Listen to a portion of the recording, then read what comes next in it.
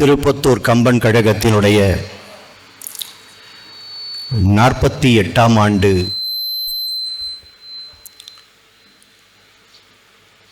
கம்பன் விழாவை மிகுந்த உற்சாகத்தோடும் சிறப்போடும் நடத்தி கொண்டிருக்கக்கூடிய இந்த சிறப்பு மிகு கம்பன் கழகத்தினுடைய தலைவர் வழக்கறிஞர் அன்பிற்கும் மரியாதைக்கும் உரிய திரு எஸ் மணியன் அவர்களே, அகவை 90 தாண்டி 92லும் இலக்கியம் பொதுவாழ்வு என்று ஓயராது உழைத்து கொண்டிருக்கக்கூடிய இந்த கம்பன் கழகத்தினுடைய செயலர் அன்பிற்குரிய பெரியவர் பேராசிரியர் முனைவர் ரத்ன நடராசன் அவர்களே, கழகத்தினுடைய பொருளாளர் கல்வியாளர் அன்பிற்குரிய திரு KM சுப்பிரமணியம் அவர்களே, மற்றும் இந்த கம்பன் கழகத்தினுடைய பொறுப்பாளர்களாக இருக்கக்கூடிய கம்பன் பணிச்செம்மல் திரு சூரியகுமார் அவர்களே, கம்பன் மாமணி திரு RR மனோகரன் அவர்களே, முனைவர் திரு பொன் செல்வகுமார் அவர்களே, பேராசிரியர் முனைவர் திரு ப மகாலிங்கம் அவர்களே, நல்லாசிரியர் முனைவர் திரு தமிழ் திருமால் அவர்களே, அன்பிற்குரிய திரு துரை அவர்களே, எனக்கு பின்னால் ஒரு அற்புதமான உரையை கம்பனோடும் கண்ணதாசனோடும் இணைத்து வழங்க இருக்கக்கூடிய என் அன்பிற்குரிய சகோதரர், தமிழக இலக்கிய மேடைகளில் எல்லாம் ஜொலித்து கொண்டிருக்கக்கூடிய இலக்கிய சுடர் வழக்கறிஞர் அன்பிற்குரிய திரு ராமலிங்கம் அவர்களே, வாழ்த்துறை வழங்கியிருக்கக்கூடிய டாக்டர் திரு சீனி திருமால் முருகன் அவர்களே, இந்த பள்ளியினுடைய தாளாளர், பள்ளியினுடைய ஏனைய நிர்வாகிகள், மேனாள் சட்டமன்ற உறுப்பினர், இந்த நகரத்தின் இந்த மாவட்டத்தின் முக்கியமாக இங்கே வந்து கலந்து கொண்டிருக்கக்கூடிய அன்பிற்குரியவர்கள், தமிழ் சான்றோர்கள், கம்பன்பால் ஈடுபாடு கொண்டவர்கள், மேடையிலும் சரி இந்த அரங்கிலும் சரி நிறைந்திருக்கக்கூடிய கம்பன் சுவை பருக வந்திருக்கக்கூடிய அன்புசால் பெருமக்கள், உங்கள் அத்துணை பேரையும் என்னுடைய நிறைந்த அன்பால் வணங்கி மகிழ்கிறேன்.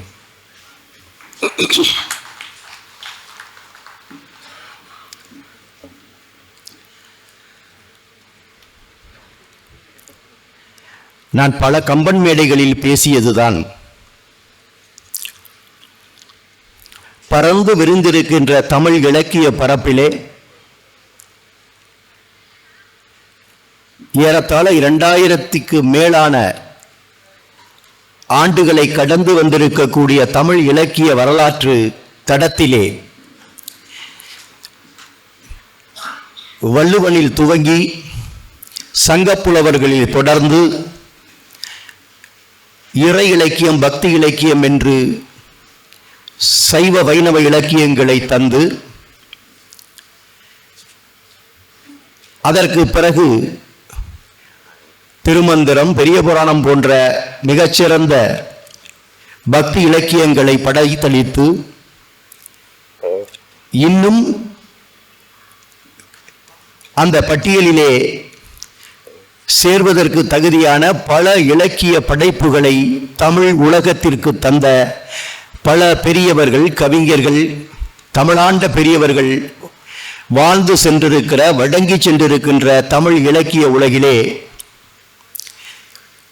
வள்ளுவனுக்கும் கவி சக்கரவர்த்தி கம்பனுக்கும் தான் நிறைய கழகங்கள் இருக்கின்றன, நிறைய பேரவைகள் இருக்கின்றன, சங்கங்கள் இருக்கின்றன. ஆண்டுதோறும் திங்கள்தோறும் கிழமைதோறும் விழாக்களை நடத்தி கொண்டிருக்கிறார்கள். அதிலும் குறிப்பாக நம்முடைய கவி சக்கரவர்த்தி கம்பனுக்கு ஒரு தோராயமான கணக்கிலே வைத்து பார்த்தால் தமிழகம் முழுவதும் ஏறத்தாழ ஒரு 55-60 கம்பன் கழகங்கள் இன்றைக்கு செயல்பட்டு கொண்டிருக்கின்றன. வருடந்தோறும் 1-2 புதிய கம்பன் கழகங்கள் தோற்றுவிக்கப்படுகின்றன. கம்பனுக்கு மாத்திரம் இவ்வளவு பெருமை ஏன் வந்தது என்று நான் பலகாலம் சிந்தித்தது உண்டு. கம்பனை போல் பலர் இலக்கியம் தந்திருக்கிறார்கள், இலக்கியம் படைத்திருக்கிறார்கள். நான் குறிப்பிட்டு சொன்ன அந்த வரிசையிலே பல இலக்கியங்கள் வந்திருக்கின்றன. இன்றைக்கும் அவை போற்றப்படுகின்றன, பாராட்டப்படுகின்றன, சிலாகித்து பேசப்படுகின்றன. ஆனாலும் கூட அவற்றையெல்லாம் மிஞ்சி நிற்கக்கூடிய அளவிற்கு கம்பனின் புகழை பாடுவதற்காக கம்பன் புகழ் பாடி கன்னித் தமிழ் வளர்ப்போம் என்கின்ற தாரக மந்திரத்தை உள்வாங்கிக் கொண்டு அதை நெஞ்சிலே நிறுத்தி கொண்டு இன்றைக்கு தமிழகம் முழுவதிலும், தமிழகத்தையும் தாண்டி அது இலங்கை போன்ற இடங்கள், இன்னும் பல மேலை நாடுகளில் எல்லாம் கம்பன் கழகங்கள் இருக்கின்றன. இங்கே இருக்கக்கூடிய ராமலிங்கம் போன்றவர்கள் எல்லாம் சென்ற மாதம் கூட ஒரு மேலை நாட்டிலே சென்று இலக்கியம் பேசிவிட்டு வந்தார். கம்பனை பற்றி பேசுவார், கண்ணதாசனை பற்றி பேசுவார். இப்படி தமிழ் கூறும் நல்லுலகில் எங்கு பார்த்தாலும் கம்பனுடைய நடத்துவதனுடைய காரணம் என்னவென்று நீங்கள்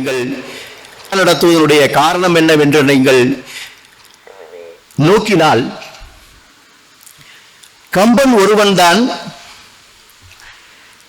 செம்மொழி என்று அறியப்பட்டிருக்கிற அல்லது பழமையான மொழி என்று போற்றப்பட்டிருக்கிற மொழிகளிலே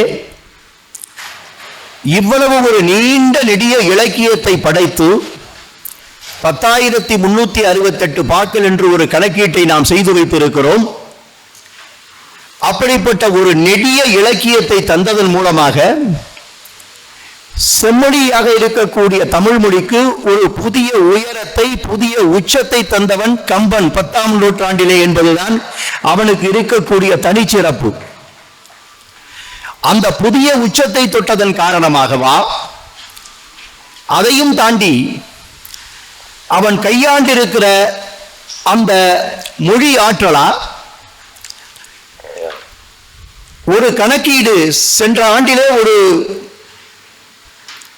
கம்பன் இலக்கியத்திற்காக, கம்ப ராமாயணத்திற்காக ஒரு அகராதி வெளியிடப்பட்டது. அது சென்ற ஆண்டு வெளியிடப்பட்டது என்று சொன்னால் அது மறுபதிப்பாக வெளியிடப்பட்டது.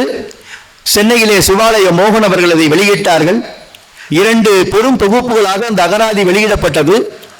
கம்பராமாயணத்திலே இருக்கக்கூடிய 10,368 பாடல்களையும் படித்து அறிந்து புரிந்து கொள்வது என்பது எல்லோருக்கும் எளிதான காரியம் அல்ல. தமிழ் படித்தவர்கள், தமிழ் புலவர்கள், தமிழ் ஆசிரியர்கள், தமிழால் தோய்ந்தவர்கள், ஆய்ந்தவர்கள் வேண்டுமானால் அதற்கு இனிமையாக உடனடியாக பொருள் கண்டுவிட முடியும். ஒரு சாமானியனாக கம்பனை அறிந்து கொள்ள வேண்டும். நாம் அறிந்த ராமாயண கதையாக இருந்தாலும் ராமாவதாரம் என்கிற பெயரிலே, கம்பராமாயணம் என்கிற பெயரிலே கம்பன் என்ன சொல்லி இருக்கிறான் என்பதை, அந்த சுவையை அறிந்து கொள்ள வேண்டும் என்று நினைத்து நீங்கள் கம்பராமாயணத்துடைய செயல்களை படிக்க ஆரம்பித்தீர்கள் என்று சொன்னால் சில வரிகள் புரியும், சில வரிகள் புரியாது. இப்படி புரியாத வரிகளையும் புரிந்து கொள்ள வேண்டும் என்று சொன்னால் அதற்கு அகராதி தேவை என்பதால் இலங்கையைச் சேர்ந்த ஒரு பெருமகனார் பல 10 ஆண்டுகளுக்கு முன்பு அதற்கு அகராதி தயாரித்தார். அதனுடைய மறுபதிப்பு சென்ற ஆண்டு வெளியிட பெற்றது. அந்த அகராதியை புரட்டி பார்க்கின்ற பொழுது அந்த அகராதிக்கு முன்னுரை எழுதியவர்கள் அல்லது வாழ்த்துறை எழுதிய பல பெரும் அறிஞர்கள் சுட்டிக்காட்டி இருக்கிறார்கள். கம்பன் பயன்படுத்திய அளவிற்கு தமிழ் சொற்களை பயன்படுத்தி ஒரு இலக்கியம் படைக்கப்படவில்லை என்று அவர்கள் நிறுவுகிறார்கள். எத்தனையோ சொற்கள், வழக்கிழந்த சொற்கள், இப்படிப்பட்ட சொற்கள் எல்லாம் தமிழிலே உண்டா? ராமன் அம்பு விட்டார் என்றுதான் நாம் சொல்லுவோம் பேச்சு வழக்கிலே. கம்பன் வாலி என்ற ஒரு சொல்லை பயன்படுத்துவான். இதுபோல் நிறைய சொற்களை அடிக்கடி பல செய்யுள்களிலே கம்பன் பயன்படுத்துவான். ஆனால் இவன் எதற்கு இதை பயன்படுத்துகிறான் என்று தெரியாது. அதனுடைய பொருளை படித்து பார்த்தால் நன்றாக புரியும் இது எதற்காக கம்பன் இதை பயன்படுத்துகிறான் என்று. கம்பன் அந்த இலக்கியத்தை படைப்பதற்கு முன்பு சிந்தித்திருப்பான். அவன் தமிழிலே ஆழங்கால் பட்டவன், அதில் மாற்று கருத்து இல்லை. சமஸ்கிருதத்திலும் ஆழங்கால் பட்டவன், அதிலும் மாற்று கருத்து இருக்க முடியாது. சமஸ்கிருதத்தை நன்கு கற்று அதிலே ஆழங்கால் பட்ட காரணத்தினால்தான் ஆதிகவி வான்மீகி படைத்து காட்டிய வான்மீகத்தை உள்வாங்கிக் கொண்டு அதை முழுமையாக படித்து அதை மொழிமாற்றம் செய்கிற வேலையை மாத்திரம் அவன் செய்யவில்லை. தமிழ் மொழியிலே ஒரு புதிய ராமாவதார கதையை உருவாக்கி தர வேண்டும். அதற்கு அடிப்படையான அந்த ஆதிகாவியமான வான்மீகத்தை கையில் வைத்துக் கொண்டு அதை படைக்க வேண்டும் என்று அவன் சிந்தித்ததன் காரணமாக ராமாயண கதை தமிழிலே நமக்கு கிடைத்தது. சரி, அவ்வளவு தமிழிலே பாண்டித்யம் பெற்ற ஆழங்கால் பெற்ற கம்பன் புதிதாக ஏன் ஒரு இலக்கியத்தை படைத்திருக்க முடியாது? எத்தனையோ இலக்கியங்களை புதிதாக படைத்திருக்க முடியும், புதிதாக கதைகளை சொல்லி இருக்க முடியும். ஆனால் கம்பன் ராமாவதார கதையை தேர்ந்தெடுத்திருப்பதான காரணம் என்னவென்றால், ராம காதை என்பது அதற்கு முன்பு 12 காலத்திற்கு முன்பு இந்த உலகிலே, குறிப்பாக இந்த பாரத தேசம் முழுமையும் அறியப்பட்ட ஒரு கதையாக இருந்தது. அதை வெறும் கதை என்று பார்ப்பவர்களுக்கு அது கதை, அதை வரலாறு என்று கொள்பவர்களுக்கு அது வரலாறு, அது தெய்வத்தினுடைய அவதாரம் என்று நினைப்பவர்களுக்கு அது தெய்வத்தினுடைய அவதார கதை. இப்படி எப்படி வேண்டுமானாலும் நீங்கள் அதை நோக்கலாம். அதை ராமாவதாரம் என்று அவன் பெயரிட்டதற்கு காரணம், ராமன் என்பவன் திருமாலுடைய அவதாரமாக இங்கு அவதரித்தான், இந்த பூமியில் அவதரித்தான், இந்த பாரத தேசத்தில் அவதரித்தான்.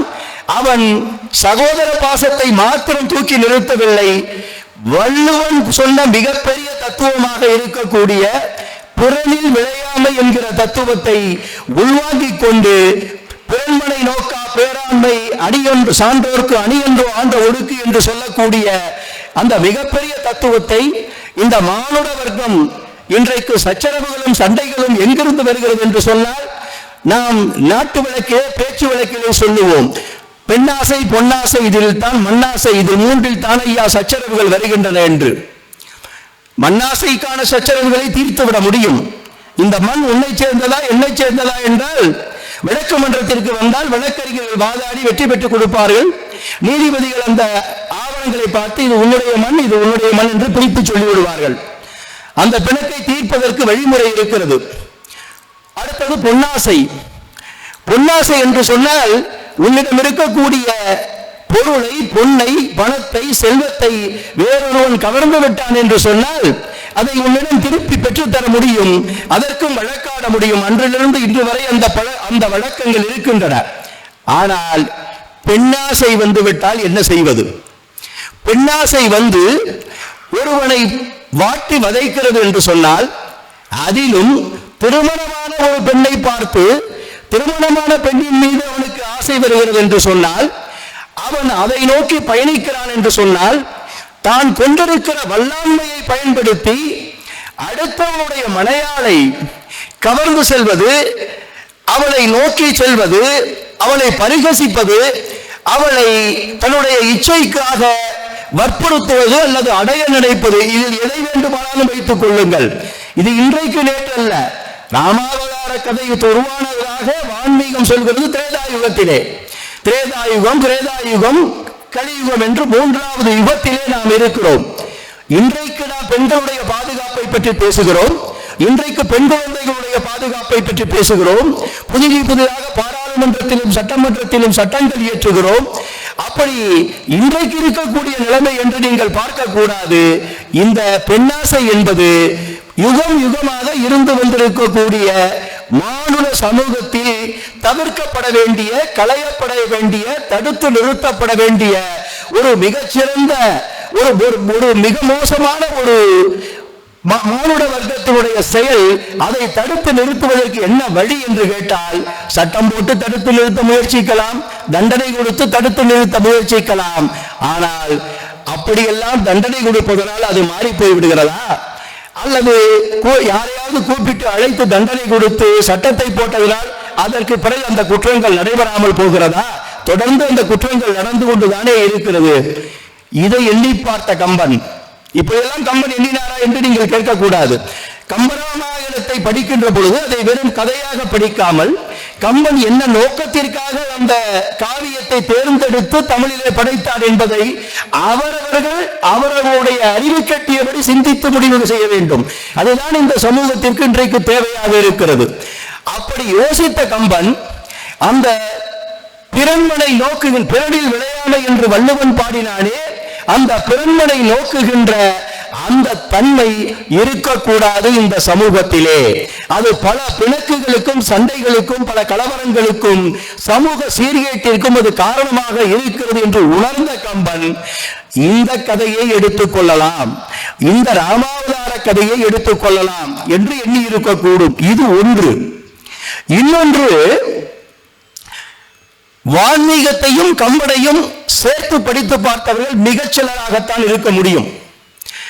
அண்மையிலே நம்மிடையே இருந்து வாழ்ந்து மறைந்த மிகச்சிறந்த தமிழறிஞர் தேஞா அவர்கள் அதிலே ஆலங்கால் பட்டவர். எப்படி கம்பனுக்கு சமஸ்கிருதம் தெரியுமோ தமிழ் தெரியுமோ, இரண்டிலும் அவன் பாண்டித்யம் பெற்றிருந்தானோ, அப்படி சமஸ்கிருதம் வடமொழியையும் அதேபோல் தமிழ் மொழியிலும் மிகச்சிறந்த புலமை பெற்றிருந்து நம்மோடு வாழ்ந்து சென்ற ஆண்டு நம்மை விட்டு மறைந்தவர் திரு தேஞா அவர்கள். அடுத்த வாரம் கூட சென்னையிலே நடைபெறுகின்ற கம்பன் விழாவிலே அவருடைய பெயரிலே அரங்கு அமைத்திருக்கிறார்கள். அப்படிப்பட்ட ஒரு மிகச்சிறந்த தமிழறிஞர். அவர் தன் வாழ்நாளில் மிக கடினமாக உழைத்து அவர் வைணவ உரைவலம் கண்டிருக்கிறார், பல நூல்களை படைத்திருக்கிறார் என்பது வேறு விஷயம். ஆனால் அவர் செய்திருக்கிற வேலைகளிலேயே முக்கியமான வேலை, வான்மீகத்தையும் கம்பனையும் படித்து இரண்டையும் ஒப்புமைப்படுத்தி வான்மீகம் என்ன சொல்லுகிறது, கம்பன் என்ன சொல்லுகிறான் என்பதை உள்வாங்கிக் கொண்டு எந்த இடங்களிலே வான்மீகம் சொன்னதை கம்பன் சொல்லாமல் விட்டிருக்கிறான், எந்த இடங்களிலே வான்மீகம் சொல்லாததை கம்பன் சொல்லி இருக்கிறான், எந்த இடங்களிலே வான்மீகம் சொன்னதை சற்று திருத்தி அல்லது மாற்றி சொல்லி இருக்கிறான் என்பதை மிக அழகாக ஒவ்வொரு காண்டத்திற்கும் ஒரு நூலாக அவர் தந்திருக்கிறார். ஆங்கிலத்திலே ரெடி ரெக்கனர் என்று ஒரு வார்த்தை உண்டு. உடனடியாக ஒரு விஷயத்தை தெரிந்து கொள்ள வேண்டும் என்று சொன்னால் ரெடி ரெக்கனர் என்று சொல்வார்கள், அதை வைத்து படித்து பாருங்கள் என்று சொல்வார்கள். அப்படி கம்பனை பற்றி நான் எப்பொழுது எதை பார்க்க வேண்டும் என்று சொன்னாலும், கம்பன் சொல்லி இருக்கக்கூடிய ராமாவதார கதையை அப்படியே படித்து அப்படியே உள்வாங்கி அப்படியே புரிந்து கொண்டு போவது என்பது ஒன்று, அதே அந்த கதையை தெரிந்து கொள்வது. ஆனால் கம்பன் என்ன மாற்றங்களை செய்திருக்கிறான், கம்பன் எப்படி இதை மேம்படுத்தி இருக்கிறான், கம்பன் எதற்காக இதை செய்தான், எந்த இடங்களில் எல்லாம் இதை செய்திருக்கிறான் என்பதை நீங்கள் அறிய வேண்டும் என்று சொன்னால் கம்பனையும் வான்மீகத்தையும் ஒப்பு நோக்கி படித்தாக வேண்டும். கம்பனையும் வான்மீகத்தையும் ஒப்பு நோக்கி படிப்பதற்கு நமக்கு சமஸ்கிருதம் தெரியாது, நமக்கு தெரிந்த ஒரே மொழி தமிழ்தான். அப்படி இருக்கையில் சமஸ்கிருதம் தெரிந்து அதை ஒப்பு நோக்கி நமக்கு அதை வாழைப்பழத்தை உரித்து தந்தது போல் தந்திருக்கக்கூடிய தேஞா போன்றவர்களுடைய அந்த அறிவு சுரங்கங்களிலிருந்து விளைந்த அந்த நூல்கள் தான் நமக்கு பயன்படுகின்றன. நானும் அந்த போன்ற நூல்களை தான் பயன்படுத்துகிறேன்.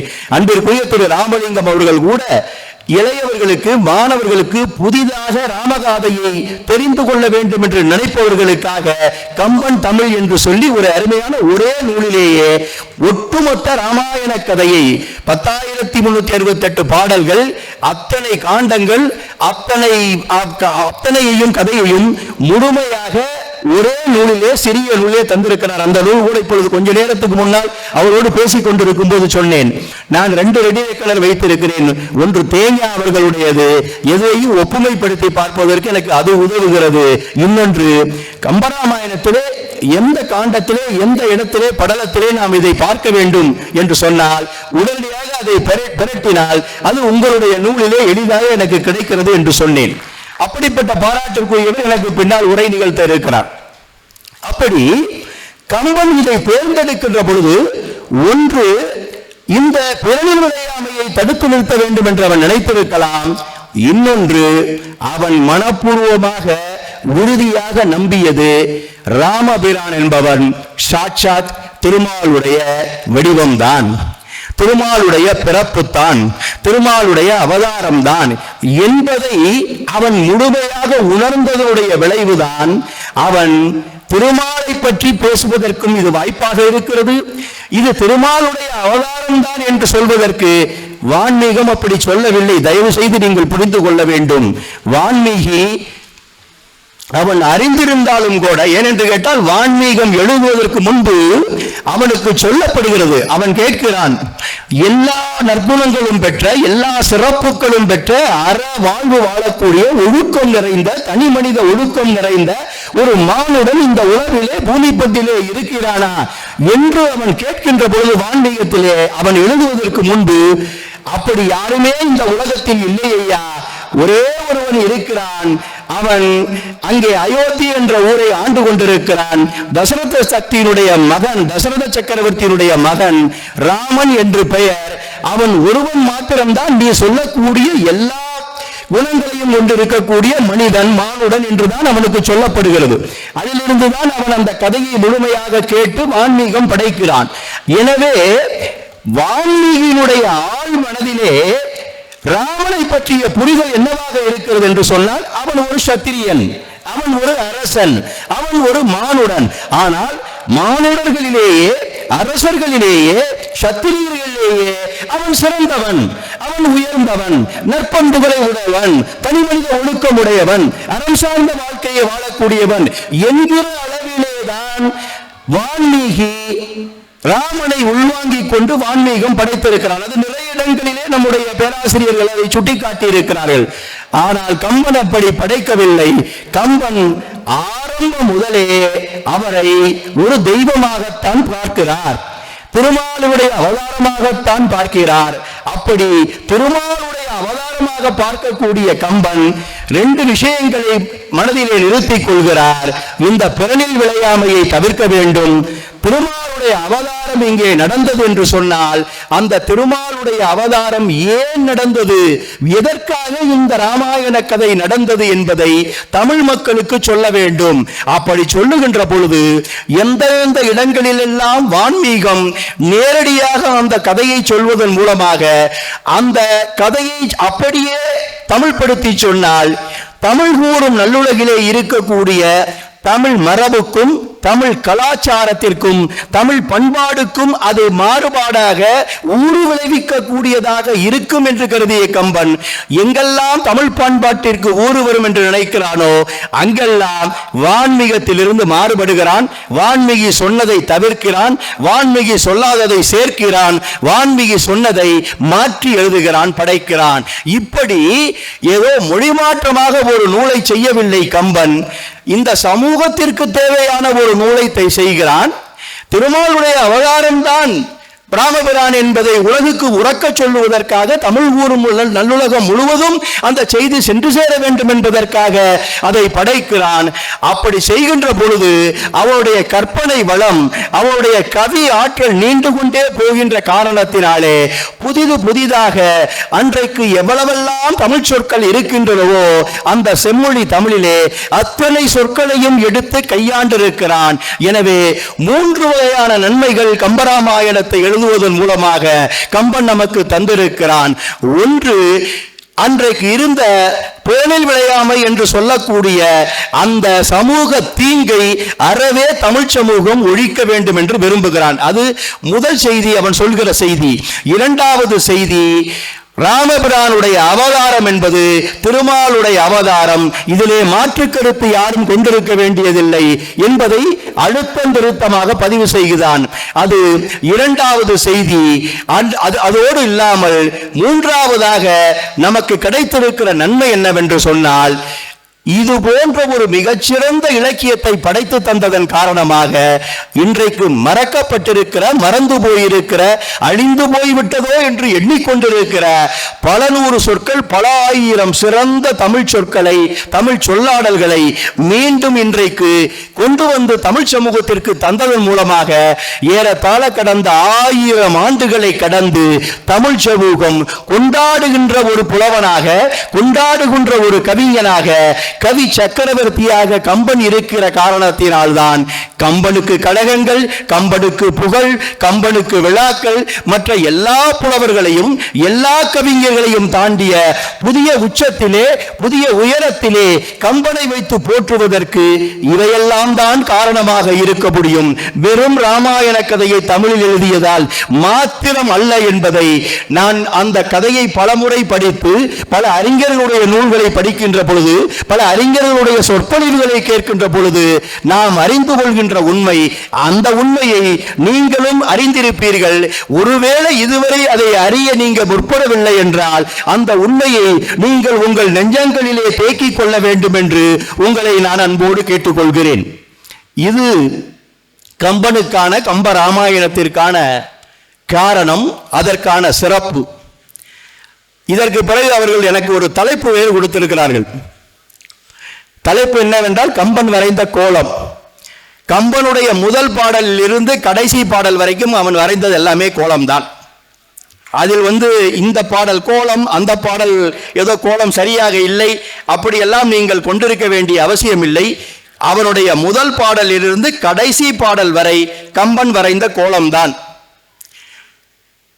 அதிலே செய்நன்றியை என்றைக்கும் மறவாதவன் என்கின்ற அடிப்படையிலே கம்பன் பாடல்களை பாடியிருக்கிறான். முதல் பாடலிலே தடையப்ப வள்ளலை சொன்னவன் இறுதியிலே முடிசூட்டு விழாவிலே சொல்லுகின்ற அரியணை அனுமன் தாங்க அந்த பாடலிலும் வெண்ணையூர் சடையன் மரபுளோர் கொடுக்க வாங்கி வசிட்டனே புனைந்தான் மௌலி என்று இறுதி பாடல் வரையிலும், இறுதி வரையிலும், ஆரம்பத்தில் இருந்து இறுதி வரையிலும் அவனுக்கு யார் உதவினார்களோ, அவனை யார் ஆதரித்தார்களோ, யாருடைய ஆதரவினால் அவன் கம்பராமாயணத்தை படைக்க முடிந்ததோ அவரை 1000 பாடல்களுக்கு ஒரு முறை நினைவு கூர்ந்திருக்கிறான், பாடல்களிலே சொல்லி இருக்கிறான். இது எத்தனை கவிஞர்கள் அதை கையாண்டிருக்கிறார்கள் என்று நமக்கு தெரியாது. ஒரு காவியத்திலே, ஒரு காப்பியத்திலே இப்படி 1000 பாடல்களுக்கு ஒரு முறை கவிஞனை ஆதரித்தவர்களை உள்கொண்டு வருவது என்பது அதுக்கு முன்பு யாரும் அதை கையாண்டார்களா என்று தெரியாது. கம்பன் தான் முதலிலே கையாண்டான். இங்கே வழக்கறிஞர்கள் நிறைய வந்திருக்கிறார்கள். வழக்கறிஞர் சங்கத்தினுடைய தலைவர் இருக்கிறார். இந்த கம்பன் கழகத்தினுடைய தலைவராகவும் வழக்கறிஞர் இருக்கிறார். இங்கே படிக்கின்ற பொழுது, வாழ்த்து சொல்லுகின்ற பொழுது, பாராட்டுகின்ற பொழுது பல வழக்கறிஞருடைய பெயர்களை எல்லாம் அவர்கள் வாசித்தார்கள். என்னுடைய கல்லூரி நண்பராக இருக்கக்கூடிய வழக்கறிஞர் ரமேஷ் உள்பட பலரை இங்கே நான் பார்க்கிறேன் இந்த மேடையிலே. இப்படி வழக்கறிஞர்கள் நிரம்பி இருக்கக்கூடிய இந்த அரங்கிலே இது நான் கூட ராமலிங்கம் அவர்களிடம் கேட்டேன், ஐயா இது கம்பன் விழாவா இல்லை பார் அசோசியேஷன் விழாவா என்று கூட நான் விளையாட்டாக கேட்டேன். அவ்வளவு தூரம் வழக்கறிஞர்கள் குழுமி இருக்கிறார்கள். எனக்கு அதிலே இரட்டிப்பு மகிழ்ச்சி. நிறைய பேர் வழக்கறிஞர் வந்திருக்கிறார்கள் என்பது மாத்திரமல்ல, வழக்கறிஞர் என்பவன் சட்டத்தை மட்டும் சார்ந்திருக்கக்கூடியவன் அல்ல. சட்டத்தை வைத்துக் கொண்டு சட்டத்தை பேசி வளைத்து நெளித்து அவன் தீர்ப்பை பெற்று தன்னுடைய வழக்காடிகளுக்கு தருகின்றவன் அல்ல. அதையும் தாண்டி வழக்கறிஞர் என்பவன் ஒரு சமுதாயத்தினுடைய சிற்பி. இஸ் எ சோஷியல் என்ஜினியர் என்று ஆங்கிலத்திலே சொல்லுவோம். அவன் ஒரு சமூகத்தினுடைய சிற்பி. ஒரு வழக்கறிஞர் என்பவன் 100 சாமானியர்களுக்கு சமமானவன் என்று நான் அடிக்கடி சொல்லுவேன். அப்படி இருக்கின்ற பொழுது இந்த விழாவிலே பல 10 வழக்கறிஞர்கள் கலந்து கொண்டிருப்பது, அதுவும் கம்பனுடைய விழாவிலே கலந்து கொண்டிருப்பது, கம்பனுடைய விழாவிலே கலந்து கொண்டு தங்களுடைய பங்களிப்பை தருவது என்பது என்னை போன்றவர்களுக்கு மகிழ்ச்சி தரக்கூடிய விஷயம். அந்த வழக்கறிஞர்கள் நிரம்பி இருக்கிற காரணத்தினாலே ஒரு 2 இடத்திலே கம்பன் வழக்கை பற்றியும் வழக்கறிஞர்களோடு சம்பந்தப்பட்ட விஷயங்களை பற்றியும் சொல்லுகின்ற 2 இடத்தை மாத்திரம் சுட்டிக்காட்டுகிறேன். ஒன்று, அந்த யுத்த காண்டத்திலே சீதையை தேடி இலங்கைக்கு செல்கிறான். இலங்கைக்கு செல்வதற்கு முன்பு அந்த ராமேஸ்வரம் பகுதிக்கு போகிறார்கள் அந்த வானரப்படைகள். அங்கே கடல் கொந்தளித்து போய் நிற்கிறது. கடலுக்குள் சென்றால்தான் இலங்கை தீவை அடைய முடியும். ஆனால் பாருங்கள், வான்மீகம் சொல்கிறது அவர்கள் பறந்து போனார்கள், பாலம் கட்டினால் கூட அவர்கள் பறந்து போனார்கள் என்றெல்லாம் சொல்கிறது. ஆனால் கம்பன் அப்படி பதிவு செய்யவில்லை. எனவே இந்த கடலை எப்படி கடப்பது? ராமபிரான் நினைத்தால் ஒரே நிமிடத்திலே ஒட்டுமொத்த கடல் நீரையும் வற்ற வைத்து அதிலே நடந்து சென்று விட முடியும். அதை அவனே பதிவு செய்கிறான். ஆனால் அப்படி செய்யவில்லை. முறைப்படித்தான் எதையும் செய்ய வேண்டும் என்று நினைக்கக்கூடியவன், விரும்பக்கூடியவன் ராமன். எனவே அவன் கடல் அரசன் என்று சொல்லக்கூடியவன், அந்த வருணன் என்று சொல்லக்கூடிய கடல் அரசன், அந்த கடல் அரசனை வேண்டி அவனை வரவழைக்க வேண்டும். அதற்காக அவன் அங்கே இருக்கக்கூடிய தர்பை புல்லை போட்டு அவன் வேண்டுதலை வைக்கிறான். 1 நாள் போகிறது, 2 நாள் போகிறது, யாருமே அங்கே வரவில்லை. அப்பொழுது கோபம் வருகிறது நம்முடைய ராமபிரானுக்கு கோபம் வரக்கூடிய இடங்கள் என்று ஒரு 2-3 இடங்கள் உண்டு. நான் ஒரு மேடையிலே அதை பேசி இருக்கிறேன். ஏனென்றால் சாந்த சொரூபியாக இருக்கக்கூடிய ராமன் 2-3 இடங்களிலே கோபம் கொள்ளுவான். அதற்குள் செல்ல வேண்டாம், அது இன்னும் கொஞ்சம் நீண்ட கதையாக சென்றுவிடும். இந்த இடத்திலும் ராவனுக்கு கோபம் வருகிறது. நான் 2 நாட்களாக தவம் இருக்கிறேன், வரமாட்டேன்கிறார், எந்த தகவலும் இல்லை, யாரும் வரவில்லை, இந்த கடலரசன் எங்கு சென்றான் என்று கோபம் கொண்டு இதற்கு மேலும் பொறுமையா லக்குமணன் எவ்வளவோ சமாதானப்படுத்துகிறான், முடியாது என்று சொல்லி இதற்கு மேலும் என்னால் பொறுமையாக இருக்க முடியாது என்று அவன் தன்னுடைய வில்லை நானேற்றி பானங்களை விட்டு இந்த கடலிலே இருக்கக்கூடிய உயிரினங்களை எல்லாம் அழித்து விட்டு கடல் நீரை வற்ற வைத்து விட்டு என்னுடைய வானர படைகளை நான் அழைத்து கொண்டு என்னால் சென்றுவிட முடியும், அதை செய்யத்தான் வேண்டும் போல் இருக்கிறது, இதற்கு மேல் இவர்களுக்காக காத்திருந்து பயனில்லை என்று சொல்லி அவன் அவ்வாறு செய்கின்ற பொழுது 1-2 அம்புகள் அவனுடைய அந்த வில்லில் இருந்து புறப்பட்டு அந்த கடலிலே பாய்கின்ற பொழுது மிகப்பெரிய பிரளயங்கள் ஏற்படுகின்றன. கம்பன் பல பாடல்களிலே அதை மிகச் சிறப்பாக விவரித்திருப்பான். அதிலே இந்த அம்பு போய் தடுத்ததால் அங்கே இருக்கக்கூடிய சிறிய மீனில் இருந்து பெரிய திமிங்கலங்கள் வரை ஆடி போய் அலறி போய் இங்கும் அங்குமாக தாவி கோடி குதித்து சில மீன்கள் மீனிடம் அழிந்து ஒரு மிகப்பெரிய நாசத்தை நோக்கி அந்த கடல் சென்று கொண்டிருப்பதாக கம்பன் பதிவு செய்கின்ற பொழுது ஒரு பாடல். அந்த பாடலிலே மொய்த்த மீன்குளம் முதல் அற முருங்கின் மொழியின் பொய்த்த சான்றவன் குளம் என பொருகனை எரிய உய்த்த கோம்புடை நெய்களம் ஓடுவ கடுப்ப தைத்த அம்பொருள் தெரிந்தன தாள மீன் சாலம். இது என்ன பொருள்னா, இப்படி அவன் அம்பை செலுத்துவதனால் அங்கே இருக்கக்கூடிய மீன் கூட்டம் இருக்கிறதே அது கொஞ்சம் கொஞ்சமாக அழியவில்லை, ஒட்டுமொத்தமாக ஒரு பெரும் மீன் கூட்டமே அறவே அந்த கூட்டமே இல்லாத அளவிற்கு அழிந்து போய்விடுகிறது என்று சொல்ல வந்த கம்பன் ஒரு வார்த்தையை சொல்கிறான். மொய்த்த மீன்குளம் முதல்லற முருங்கின் மொழியின் பொய்த்த சான்றவன் குளம் என. அதற்கு என்ன பொருள் என்ற, எப்படி வழக்கிலே வழக்கு மன்றத்திலே நீதிமன்றத்திலே வழக்கு நடந்து கொண்டிருக்கின்ற பொழுது ஒரு வழக்காடிக்கு சாதகமாகவோ பாதகமாகவோ அங்கே சாட்சி சொல்ல வந்த சாட்சியாக இருக்கக்கூடியவன், சாட்சி சொல்ல நீங்கள் வழக்கு மன்றத்திற்கு சென்றீர்கள் என்று சொன்னால் உங்கள் இது போன்ற ஒரு கூண்டிருக்கும், அங்கே அவரை நிறுத்துவார்கள். அந்த சாட்சியை கடவுளறிய சாட்சி சொல்கிறேன் என்று சொல்லுங்கள் என்று உங்களிடம் சத்தியம் வாங்கிவிட்டு தான் அந்த சாட்சியை பதிவு செய்வார்கள். ஆனால் சத்தியம் செய்துவிட்டு அதை அசத்தியமாக மாற்றிவிட்டு பொய்ச்சாட்சி சொல்பவர்கள் உண்டு சமூகத்திலே. அப்படி எவனொருவன் வழக்கு மன்றத்திலே நீதிமன்றத்திலே சென்று பொய்ச்சாட்சி சொல்கிறானோ அப்படி பொய்ச்சாட்சி சொன்னவனுடைய குலம் அர்த்த நாசமாகி மொத்தமாக அழிந்து போய்விடும், அவனுடைய குலமே அழிந்து போய்விடும். அப்படி பொய்ச்சாட்சி சொன்னவனுடைய குலம் எப்படி முழுவதுமாக அழிந்து போய்விடுமோ அப்படி அந்த மீன் கூட்டம் மொத்தமாக அழிந்து போயிட என்று கம்பன் பதிவிடுகிறான். மீன் கூட்டம் அழிஞ்சு போகும் சொன்னா எல்லா மீன் கூட்டமும் அழிந்து போகும் என்று எழுதிவிட்டு போக வேண்டியதானே. மீன் கூட்டம் மொத்தமாக அழிந்து போய்விடும் என்று சொன்னால் மொத்த மீன் கூட்டமும் அழிந்து போய்விடும் என்று எழுதிவிட்டு போக வேண்டியது தானே. இங்கே என்ன பொய்சாட்சி வேண்டி வந்திருக்கிறது? அதுதான் ஒரு அதனால்தான் அவன் கவி சக்கரவர்த்தி எந்த ஒரு புலவனும் எந்த ஒரு கவிஞனும் தன்னுடைய கவிதையிலே தன்னுடைய செய்யுளிலே அவன் சொல்ல வந்த கருத்துக்களை சொல்கின்ற பொழுது கவி கூற்றாக நிறைய விஷயங்களை சொல்லுவான். அப்படி கவி கூற்றாக நிறைய விஷயங்களை சொல்லுகின்ற பொழுது சமூகத்திற்கு தேவையான அறம் சார்ந்த அரண் வலியுறுத்துகின்ற விஷயங்களை எவன் ஒருவன் சொல்லுகிறானோ அவன்தான் சிறந்த கவிஞன், அவன்தான் சிறந்த புலவன். அதனால் தான் கம்பன் கவி சக்கரவர்த்தி ஆகிறான். அவன் பொய்ச்சாட்சி சொல்லுகின்ற பழக்கமும் அந்த காலங்களிலே இருந்திருக்கிறது, இன்றைக்கல்ல அன்றைக்கே அது இருந்திருக்கிறது. எனவே பொய்ச்சாட்சி நீங்கள் சொன்னீர்கள் என்றால் உங்கள் குலம் அழிந்துவிடும். அப்படி பொய்ச்சாட்சி சொல்வோருடைய குலம் அழிவது போல மீன்கள் எல்லாம் அழிந்து விட்டன என்று ஒரு பாடலிலே அவன் பதிவிடுகிறான்.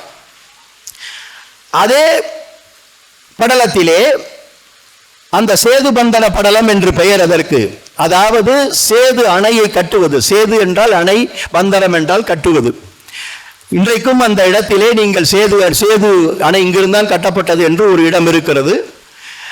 நம்முடைய நம்பிக்கை, பெருநம்பிக்கை, யாரெல்லாம் ராமாயணத்திலே திருமாலுடைய அவதாரம் என்றும் ராமகதை நடந்தது என்றும் நம்புகிறோமோ நம்மளுடைய பெருநம்பிக்கை ராமபிரான் அந்த இடத்திலே சேது கட்டிதான் அவர் அந்த இலங்கை நகரத்திற்கு சென்று ராவணனோடு யுத்தம் செய்தார் என்பது நாம் கொண்டிருக்கிற பெருநம்பிக்கை. அப்படி செய்கின்ற பொழுது அங்கே அவன் 2-3 நாட்கள் தவம் இருக்கிறான். இதுபோல் அவன் வரவில்லை. படலரசன் உடனே கோபம் கொள்கிறான் அல்லவா? அப்படி கோபம் கொள்கின்ற பொழுது அவன் சொல்லுவான், இதற்கு மேல் காத்திருந்து பயனில்லை என்று சொல்லி அந்த பிரம்மாஸ்திரம் என்று ஒன்று இருக்கிறது அல்லவா, அந்த பிரம்மாஸ்திரத்தை எடுத்து நான் ஏவ போகிறேன். பிரம்மாஸ்திரத்தை எடுத்து ஏவினால் என்னவாகும்? உலகத்திலேயே பெரிய பிரளயமே வந்துவிடும். அதுவும் ராமபிரான் ஏவினால். அதற்கும் ஒரு பாடல் வைப்பார், இடுக்கு இனி எண்ணுவது என்ன. இதுக்குமே நான் எதுக்கு பொறுமையா இருக்கணும்? ஈண்டு இனி முடுக்குமென் வருணனை என்ன. அந்த வருணன்கிற அந்த கடலரசனை 3 எதிர் தடுக்காரும் வெகுளியான், இனி யாரும் என்னை தடுக்க முடியாது. சதுமுகன் படை தொடுத்தனன் அமரரும் துணுக்கம் எய்தினர். இந்த சதுமுகன் படைன்னு ஒன்று சொல்றாருல, அது என்ன? சதுமுகன் படை. சது என்றால் சதுமுகன் என்றால் நான்முகன், நான்முகன் என்றால் பிரம்மன், பிரம்மனுடைய படை. படை என்றால் அஸ்திரம். நீங்கள் எவ்வளவு இலகுவாக, எவ்வளவு சிறப்பாக நாம் இன்றைக்கு பேசுகின்றோம். ஆங்கிலத்திலே கலந்து பேசுகின்றோம், வடமொழியை கலந்து பேசுகின்றோம், இன்னும் என்னென்ன மொழிகள் இருக்கிறதோ எல்லாத்தையும் விடுத்து உள்ளே விட்டு நாம் பேசிவிட்டு போய்விடுகிறோம். அந்த பேச்சை பார்த்து கைதட்டியும் ஆரவாரமும் செய்து விடுகிறோம். சிறப்பாக பேசினார், சிரிக்க சிரிக்க பேசினார் என்று. ஆனால் தமிழ் மேடைகளிலே வந்து முடிந்தவரை மற்ற மொழி கலப்பு சொற்களை தவிர்த்து தனித்தமிழிலே பேச முயற்சிக்க வேண்டும் பேச்சாளர்கள். இதை என்னால் முடிந்தவரை நான் கடைபிடிக்கிறேன். நான் தமிழ் பேச்சாளனும் அல்ல, தமிழ் மொழி தமிழ் மொழியினுடைய பெரிய பாண்டித்யம் பெற்றவனும் அல்ல, நான் தமிழ் ஆசிரியன் அப்படி போன்ற தமிழ் அறிஞன் எல்லாம் அல்ல. நான் தமிழ் வழியிலே கல்வி பெற்றவன், தமிழை ஒரு மொழிப்பாடமாக எடுத்து படித்தவன், சட்டம் படித்தவன், வழக்கறிஞர், நீதிபதி, அவ்வளவுதான் நான். ஆனால் நான் எனக்கு ஒரு கொள்கையாக வைத்திருக்கிறேன், தமிழ் மேடைகளில் ஏறீர்கள் என்று சொன்னால் முடிந்தவரை தமிழிலேயே பேசுங்கள், ஆங்கில சொல்லை கலக்காதீர்கள். இன்றைக்கு மிகப்பெரிய பேச்சாளர்கள் என்று பார்தட்டி கொள்கிறவர்கள் 3 வார்த்தை பேசினால் 2 வார்த்தை ஆங்கிலத்தில் பேசுகிறார்கள். ஏன் அந்த மாற்றம் உங்களுக்கு வருகிறது? நீங்கள் மேடைகளிலே ஆங்கிலத்திலே பேசினீர்கள் என்று சொன்னால் இதுதான் தமிழ் மொழி என்று இளைஞன் நினைப்பானா இல்லையா? இதுதான் தமிழ் மொழி என்று மாணவன் நினைப்பானா இல்லையா?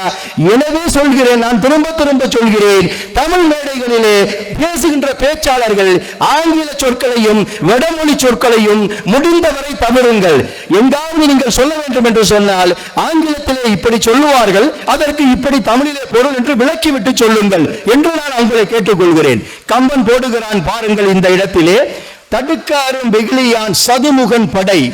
சதுமுகன் படை என்பது வேறு ஒன்றுமில்லை, பிரம்மாஸ்திரம் தான். அவன் அந்த இடத்திலே வெகுளியான் பிரம்மாஸ்திரம் என்று எழுதியிருக்கலாம், அல்லது பிரம்மபடை என்று எழுதியிருக்கலாம். சதுமுகன் படை என்று முழு தமிழாக முழு தமிழ் சொல்லை எடுத்து கையாண்டிருக்கிறான். இங்கே தலைப்பு கொடுத்தீர்கள் அல்லவா, கம்பன் வரைந்த கோலம் என்னவென்று.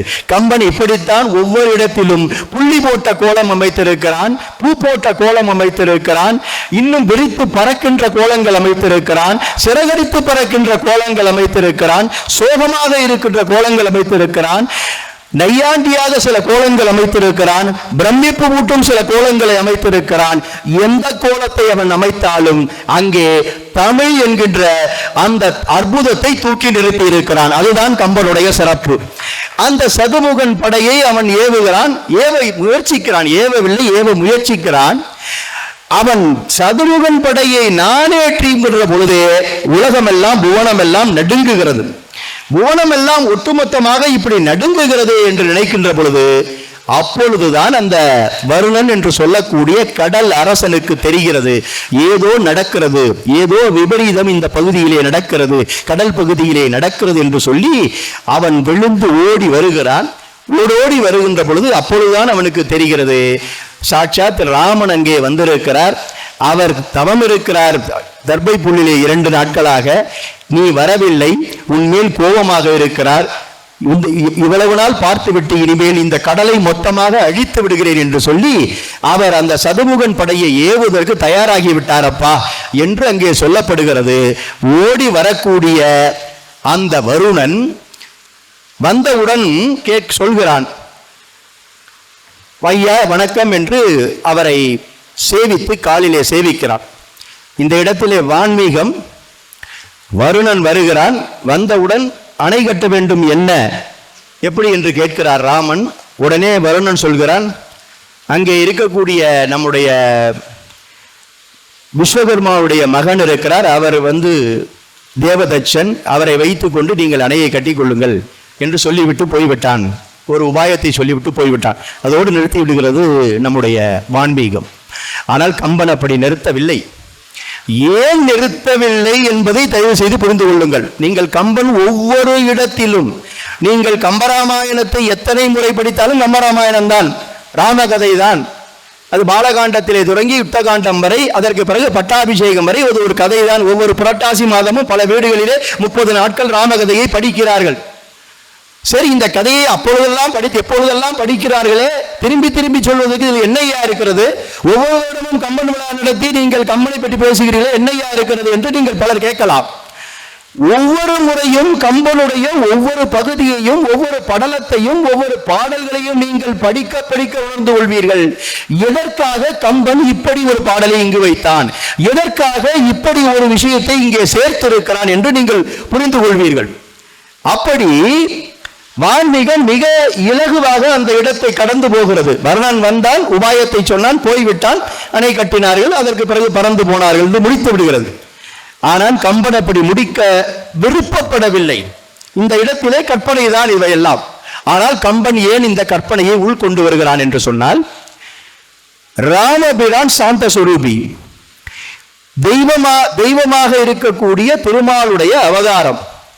திருமாலுடைய அவதாரமாக இருக்கக்கூடிய ராமபிரான் சிறிது காலதாமதமாக வருணன் என்ற கடலரசன் வர தாமதமாயிற்று என்ற காரணத்திற்காக தான் அந்த சதுமுகன் படையை செலுத்தினால் உலகம் எவ்வளவு சிரமப்படும், புவனம் முழுவதும் எவ்வளவு பாதிப்புக்கு உள்ளாகும் என்பதை அறிந்தே அவன் சதுமுகன் படையை ஏவ துணிந்து விட்டான் என்கிற செய்தியை பதிவு செய்தால், தான் அக்கறையிலே இருக்கக்கூடிய தன்னுடைய மனைவி சீதாதேவியை பார்க்க வேண்டும் என்கின்ற தாகத்தினால், அந்த உற்சாகத்தினால், அந்த அவசரத்தினால் தன்னுடைய மனைவியை பார்க்க வேண்டுமே, அதற்கு இடைஞ்சலாக இவ்வளவு காலதாமதமாகிறதே என்று நினைத்து ராமன் கோபப்பட்டு சதுமுகன் படையை ஏவ முயற்சித்தான் என்கின்ற பழி ராமனுக்கு வந்துவிடக் கூடாது என்பதற்காக அந்த இடத்திலே புதிதாக ஒன்றை சேர்க்கிறார் கம்பன்.